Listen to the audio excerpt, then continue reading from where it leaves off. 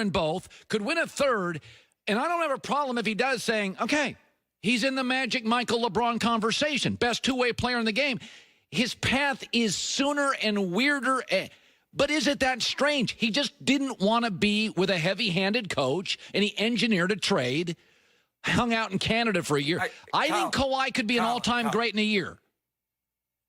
Oh, okay, pump the brakes. Like, listen, I got no problem with the path, and I think your point that what is the traditional path? There are even Larry Bird, one team, man, they drafted him a year when he had a year left in college. Yeah. Sat on his rights. That's not a traditional path. So I understand the lack of a traditional path part of it, but all-time great. Just calm down. I heard you. I was listening. You already are giving him next year's title, which is very kind of you. It can go right alongside the third straight finals MVP you gave Kevin Durant a few months ago, and the third straight title he won in Golden State that never happened. But, like, he was the unquestioned best player in the playoffs this year. That first finals MVP, he was not the best player on the Spurs that year. He might have been the best player in the finals for the Spurs. It's arguable, but someone had to win the finals MVP. He's been the unquestioned best player on a team 2 years in his career. The year 2 seasons ago when that Spurs team looked awesome, and then Zaza Pachulia maimed him. And then this season with the Raptors. LeBron, meanwhile, in 16 straight years, has led his team in points and assists. Let's give Kawhi a little more time before we put him with LeBron and Magic and Larry, assuming we're not just going... We could have signed him the next 3 straight titles, in which case he's already there, but I'm not ready to do that yet. I want to segue to something because 2 big NBA topics we touched on, but I want to talk about Dak because there's this thing about the NFL. I always say, don't try to get happier than happy. If you die happy, you've done a great job. It's hard to be happy, right? Kids, job, profession, bosses. And I look at Dak. He's good enough. He wins divisions, 32-16. Good enough to win the locker room, gain the trust of his owner. But Andy Reid had a quarterback that was good enough. He rolled the dice, got Patrick Mahomes, and they're going to win Super Bowls. So I'm kind of going against the grain here. What I say is, don't try to get happier than happy. Good enough. Dak checks about 9 out of the 10 good enough boxes, does he not? Yeah, he's good enough. He's good enough to get you beat if you pay him $30 million a year. You can't pay him $30 million a year. I want everyone to get paid, and if he gets it, good for him. But I heard Joy's point earlier, which was you had him on this very cheap contract and you couldn't put the pieces around him.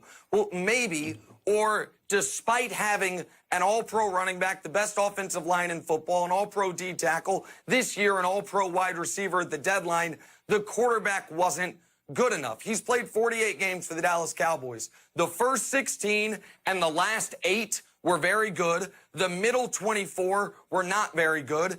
And if you want to bet on the come and pay him like he's a franchise quarterback, okay, I feel like he's more likely going to be in the Matt Stafford ilk, which is, yeah, he is pretty good, and we're scared to let him go. But the moment you pay him, your team has a hard ceiling. There's 3 ways to win Super Bowls in this league. Have a superstar quarterback that's paid, have a cheap quarterback on a rookie contract, or the one way that the Patriots get to a Super Bowl every other year, a superstar quarterback that's not paid that well.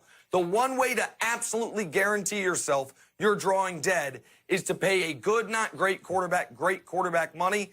I'd make Dak play this year out. You can hold the franchise tag over him, and I would make him prove it to me because I'd be afraid to commit myself to him for the next 5 years. By the way, quickly, Russell Westbrook to the Heat. You like it? It's interesting. Mm-hmm. I'd rather him go to the Spurs. I think the Spurs can create an interesting package. DeMar DeRozan, it's an expiring deal. The Thunder want to get off money, and I think Russ would work there. But, yeah, listen, earlier today on the show, I said the Nets could be the team that could win the title. That's only if Kevin Durant comes back way early. If he doesn't, there's only 2 title contenders out east, the Bucks and the Sixers. If the Heat got Russ, they could immediately be the 3rd best team in the conference. Yes. Now, can you win a title with him as your best player? No. But in the last 25 years, Only Michael, Kobe, and Steph have been a guard as the unquestioned best player on a champion. If you're under 6'6", you really can't be the best, and Kobe and MJ were 6'6", be the best player on a champion in today's NBA. You got to be a wing. So Russ can be the co-star, but that would need Jimmy Butler to take a major, major leap. But it would make him interesting, and Pat Riley's always about the team being interesting. And then you see if you can develop a young player or bring someone else in. By the way, I just want to put this up. Best teams in the NBA, first things first co-host. I'll put it up on the board. We don't have a ton of time, but he's got Bucks, Lakers, Clippers, Sixers, Rockets, Jazz, Nets. I don't see Denver anywhere. I don't see the Warriors anywhere. Your Lakers are way too high. Outside of that, I'm good with it. Okay. Okay, so real quick. Listen, again, the Nets should have an asterisk. That's if Kevin Durant comes back on the timeline Kobe did, 240 days, he'd be back Super Bowl weekend. But so just remove them if KD's not there. The Nuggets would be the next team. That's fine. But the Nuggets are not going to beat the Lakers or the Clippers in a playoff series. And then the Warriors, what Warriors? What defense? They were a bad defense last year, and their defense is going to get worse. Steve Kerr is beside himself that Iggy and Sean Livingston are gone. You really think D'Angelo Russell making $27 million a year is going to go over well when Draymond Green's making 18 and they have not given him a contract extension? We don't know when Clay's coming back. The Warriors can be interesting. They cannot win a title. No, they shouldn't be on that list. That's why they're not on that list. Guy that really has any big-time juice, and that's LeBron. And my other take today is Melvin Gordon wants a deal a year early. I don't believe in breaking contracts, but I get it with star running backs in the NFL. I want to transition into this. Kawhi Leonard's contract came out yesterday. New Clipper, 3 years, 2 Clippers, then a player option. A lot of us see, I said this yesterday and got some pushback. I said, folks, if Kawhi Leonard wins next year, like he's in the LeBron Michael class, right? He's only scored 8,000 points. Well, so what? If points mattered, we'd talk about Karl Malone on the show all the time. We'd talk about Karl Malone. It doesn't matter. We talk about titles. At 27, he's ahead of LeBron and Michael. Okay, at 27, Michael Jordan and LeBron combined had a title. He's got 2, been the MVP of both. If he wins this next year with the Clippers, and I think they should be favorites, what are you going to say the next morning? 3 titles, 3 different teams, MVP of each? How is he not in that class? And you're like, well, he's great. The problem with Kawhi is the narrative that he's a weird guy. And we think that his path has been circumvented and odd. And no, it's not. Let's take a deep breath and go back and look at Michael Jordan's path to greatness. First 4 or 5 years, fired coaches, got teammates traded, impossible to play with. Then he breaks his foot. Then he wins titles. Then he quits to play minor league baseball. There's the gambling stuff surfaces. Then he wins again, and then he quits again. That's linear? That's traditional? Well, what about Magic Johnson? What about Magic Johnson? Maybe the second best player I've ever seen. Magic Johnson gets drafted into one of the great rosters in the league. That's rare, and they win immediately. And then it starts to get bumpy, and he gets Paul Westhead fired. And then there's the tragic Johnson finals, and people sell their stock on Magic. And then he comes back, and he's dominant. And then all of a sudden, at 32 years old, he's got to retire early. Well, what? That's not usual. Look at LeBron James. Out of high school, he's unbelievable. But for 7 years, Cleveland can't get him anything resembling an all-star. So he holds a press conference to announce it, gets crushed, and even though he's the best young player, becomes the league's villain. Goes into a final against Dallas and appears afraid to post up J.J. Barea. Goes mental. Then comes back, tweaks his game, and for the next 5 years, 6 years, best guy in the league easily. Then his superstar Kyrie bails on him. He ends up in Los Angeles on a terrible roster. That's traditional. But the difference is this. Magic got a coach run. Michael got coaches run. LeBron got coaches run.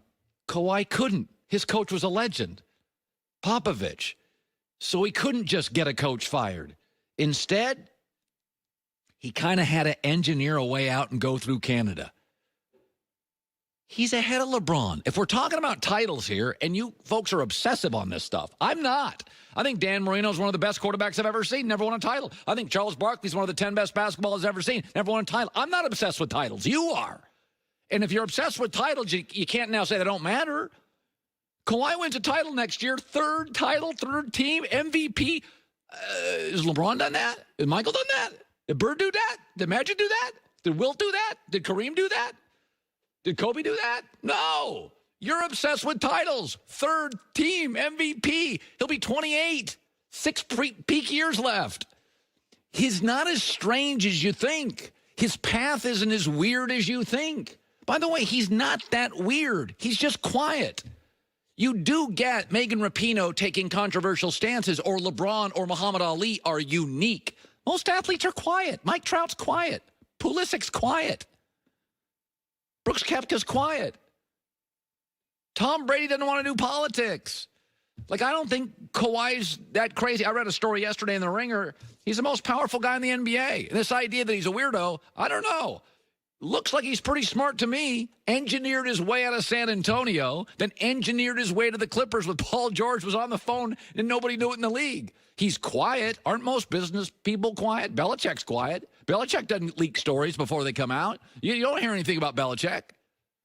You guys, I don't think his path is that zany. I think if you go look at Magic and LeBron and Michael, there's all sorts of crashes, controversies, messes, unpredictability. It's never a traditional white picket fence. Go to a prep school, then go to college, then get a great job at IBM and get a watch 40 years later. It's not the way it